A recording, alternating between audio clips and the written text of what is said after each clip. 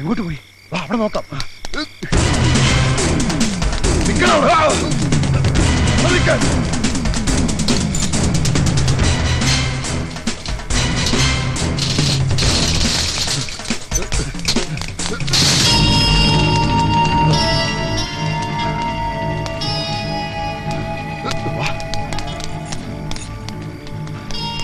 ചേട്ടാ, ഒരു കുട്ടി. ഇവിടത്തെ കുട്ടി ഞാനാ, ശിവൻകുട്ടി. അല്ല, ചെറിയൊരു കുട്ടി. അതെന്റെ മകനാ, രാമൻകുട്ടി. ഇത് രണ്ടുമല്ലാതെ വേറൊരു കുട്ടി. ഇനി ഒരു കുട്ടി വേണ്ടേ വേണ്ടെന്നാണ് എന്റെ ഭാര്യയുടെ തീരുമാനം. എന്റെ ചേട്ടാ, ഒരു കുട്ടി ഇങ്ങോട്ട് ഓടി. ഒന്ന് മെനക്കെടുത്താൽ പോടോ. സൂക്ഷിച്ചു പോടാ.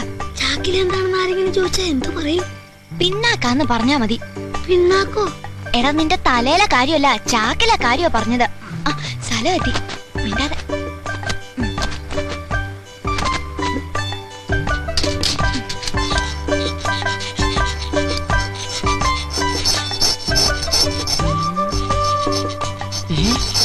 അയ്യോടേ, നിന്നെയൊക്കെ കക്കാൻ പഠിപ്പിച്ച എന്നെ വേണോടെ അടിക്കാൻ.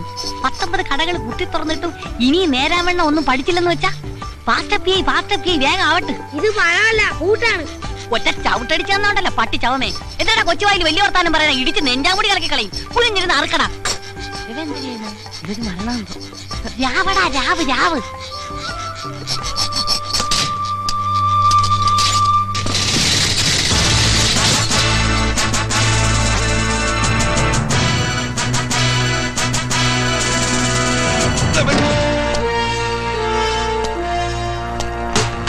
ആരടാകത്ത്?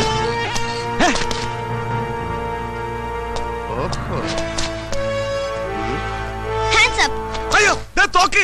ഞാൻ പോലീസല്ല, കള്ളൻ. വലിക്കല്ലേ, പൊട്ടും. നീ ആരടാ? നിങ്ങളാരാ?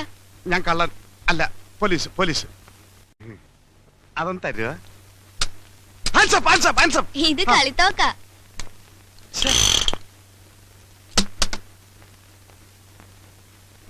ഇതാരോടും പറയണ്ടേ?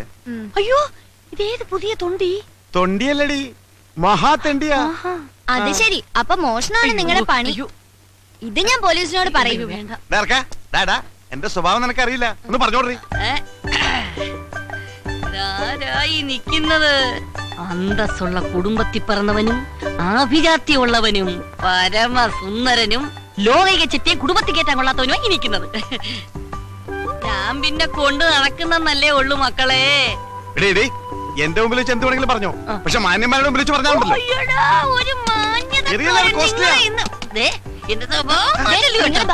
ഞാൻ പോലീസിനെ വിളിക്കും. മനസ്സമാധാനോട്ടൊന്ന് കക്കാന്ന് വിചാരിച്ച് അവിടെ ചില കുരിച്ചുകള്. അല്ല, മക്കളെങ്ങനെ ഇതിനകത്ത് കയറി? അല്ല, നിങ്ങൾ എങ്ങനെ അകത്ത് കയറിയ? ഞങ്ങൾ താഴെ അറുത്ത് കയറി. ഞാനേ താഴെ അറക്കാതാ കയറിയേ. ഇതാരിത്?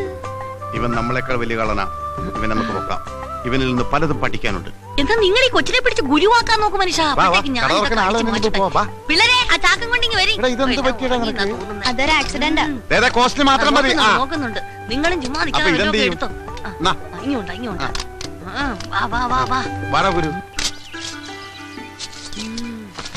ഇനി ഇവിടെ നിന്നാ ശരിയാവില്ല. പിള്ളേരെ വേഗം ആവട്ടെ. ഫാസ്റ്റ് അവിടെ വയ്യപ്പി. വേഗം റെഡിയാകട്ടെ, പോണം. അപ്പൊ നിങ്ങള് കള്ളന്മാര് മാത്രല്ല, പിച്ചക്കാരും കൂടിയാണല്ലേ? പിച്ചക്കാരൻ നിന്റെ തന്ത.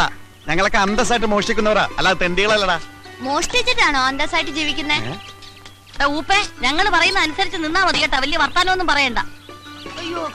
ഒന്ന് വേഗമാകട്ടെ മല്ലേശ്വരി. പോലീസ് പിടിക്കാത്ത സ്ഥലം നോക്കണം.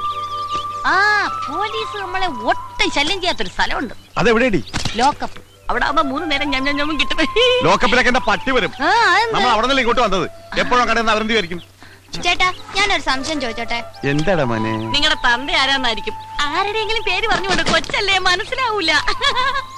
അതെനിക്ക് നേരത്തെ മനസ്സിലായി. പിന്നെ നിങ്ങൾക്ക് എവിടെയെങ്കിലും സ്ഥിരമായിട്ട് താമസിച്ചൂടെ?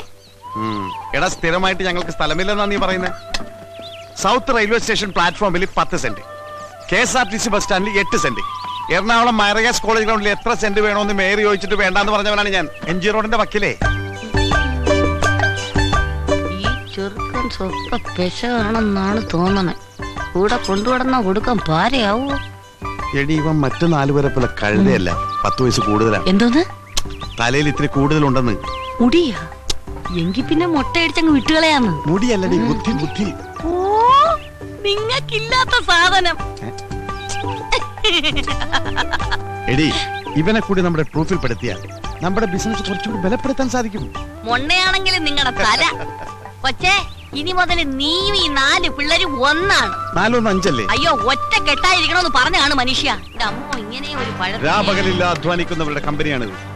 ഇവിടെ ഞങ്ങൾ ഏൽപ്പിക്കുന്ന ജോലി, അത് തെണ്ടലായാലും മോഷണമായാലും കൃത്യമായി ചെയ്ത് കാശ് ഞങ്ങൾ ഏൽപ്പിക്കണം. നിനക്കുള്ള കമ്മീഷൻ തരും. അത് മോശമല്ലേ? എന്ത് കമ്മീഷൻ കിട്ടണം? വേണ്ടെങ്കിൽ വേണ്ട. ഇവന് കമ്മീഷൻ വേണ്ട. ശരി, മനുഷ്യ വെയില് മൂക്കുന്നു. എല്ലാം എടുത്തോടാ, ഞാൻ വണ്ടി ഇറക്കാം. കൊച്ചേ, ഇങ്ങോട്ട് എഴുതി വന്ന് ഇതിൽ വല്ലോ ഇട.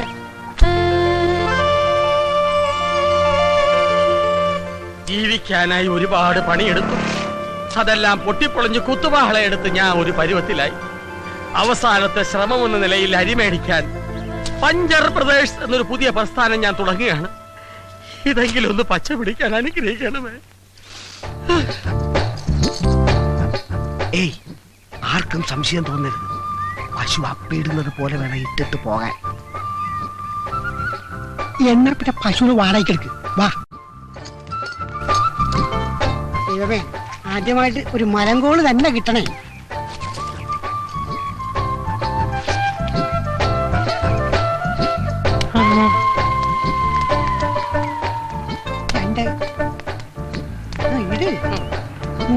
ഇത് പശുവിനേക്കാളും നല്ലത് പോത്താണ്. അതുകൊണ്ടല്ലേ ആശ നിന്നെ തന്നെ ഈ പണി ഏൽപ്പിച്ചത്. ഇടാ, വാഴ പിടിക്കാണ്ട് അള്ളു വെക്കണ പോത്തെ. കപ്പലണ്ടി കപ്പലണ്ടി കപ്പലണ്ടി. കപ്പലി. എടാ, വണ്ടിയൊന്നും കാണാനില്ലോടാ. എടാ, വണ്ടിക്കാരെ ക്യാൻവാസിൽ ഒരാളെ നിർത്തിയിട്ടുണ്ടല്ലോ, ജാക്കി. അവനത് ചെയ്തോളും. നിങ്ങൾ വന്നേ. കപ്പലി കപ്പലി കപ്പലി.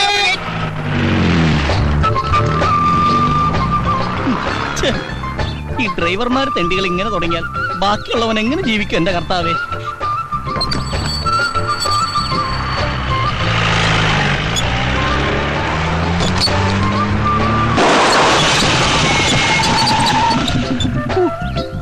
സക്സസ്. പോലീസെങ്കിൽ പോലീസ്. എന്തൊരു ഗതികേട്.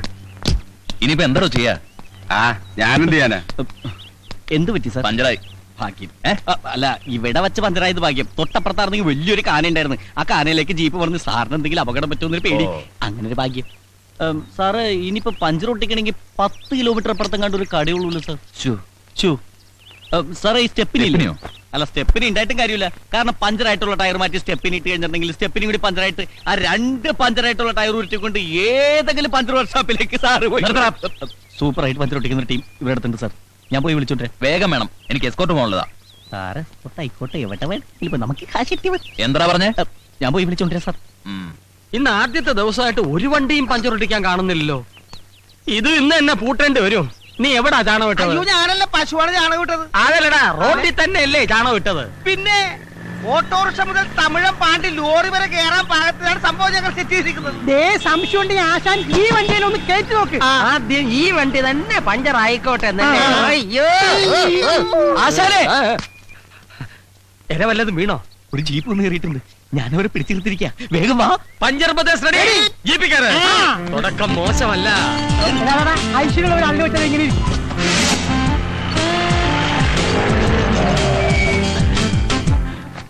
പോലീസ് ജീപ്പാണെന്ന് നേരത്തെ പറയായിരുന്നു. എന്താ തെണ്ടി?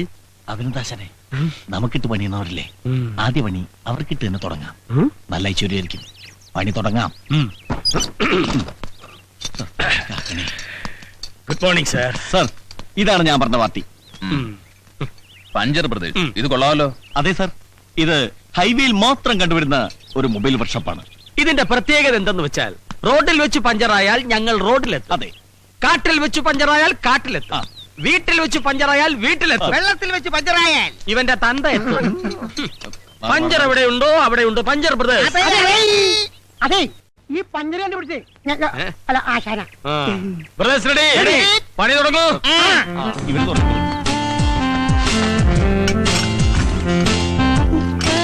സാറ് എന്ന് കാര്യം കഴിക്കണമെന്നില്ല. തീരെ താഴെ എടുക്കും. സാറ് പോയി ചാടിച്ചിട്ട് വാ. ആശാനേ, പിന്നൊരു കാര്യം, ആദ്യമായിട്ട് കിട്ടിയ കോള. എന്റെ ഷെയർ എനിക്ക് കൃത്യമായിട്ട് കിട്ടണം. ഷേറാ? എടാ, നാട് മുഴുവൻ കള്ള ട്രിപ്പ് അടിച്ചു കിടന്നിരുന്ന നിന്റെ വണ്ടി പോലീസുകാരുടെ ഉത്സാഹപ്പിരിവും RTO ഏമാന്മാരുടെ ഉല്ലാസപ്പിരിവും ഒക്കെ കഴിഞ്ഞ് തിരിച്ചെത്തുമ്പോ വണ്ടി ഓടുന്നതിനേക്കാൾ ലാഭം ഓടാതിരിക്കുന്നതാണെന്ന് പറഞ്ഞ് എന്റെ മുമ്പിൽ വന്ന് നിന്ന് മോങ്ങിയെന്ന് ഇന്നേ ഓച്ചന്തുരത്തിലെങ്ങാണ്ട് ഒരു പഞ്ചർ കട ഇട്ടിട്ട് ഒരു സൈക്കിൾ ടയറിന് പോലും പഞ്ചറൊട്ടിക്കാൻ വശമില്ലാതെ ചൊറിയും കുത്തിയിരുന്ന ഈ സലീമിനെയും കൈവെള്ളയിൽ 500 ഉലുവ എടുത്തു വെച്ച് പൊട്ടം ബിസ്ക്കറ്റ് കണ്ടമാതിരി എന്ത് ബിസിനസ് ചെയ്യണമെന്ന് അറിയാതെ മേലോട്ട് നോക്കിയിരുന്ന ഈ പീറ്ററിനെയും ചേർത്തിണക്കി പഞ്ചർ ബ്രദേഴ്സ് തുടങ്ങണമെങ്കിൽ എന്റെ ഈ തലയിൽ ഒരു സാധനം ഉണ്ട്. ഉണ്ടാക്കായിരിക്കും. അല്ലടാ കണക്ക് പറഞ്ഞാൽ 50% ഷെയർ നീ എനിക്കാ തരേണ്ടത്. ഓക്കെ. ആ സാർ, എല്ലാം ചേർത്ത് 150 രൂപ.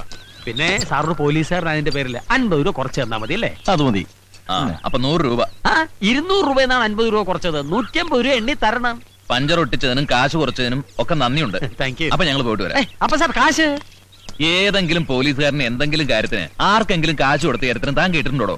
അല്ല സാർ, ഒരു മാസം ജോലി ചെയ്തിട്ട് ശമ്പളം കിട്ടാതെ വന്നാലുള്ള അവസ്ഥ അത് ഞാൻ അഡ്ജസ്റ്റ് ചെയ്യും. ഓ, കൈക്കൂലി അല്ലേ?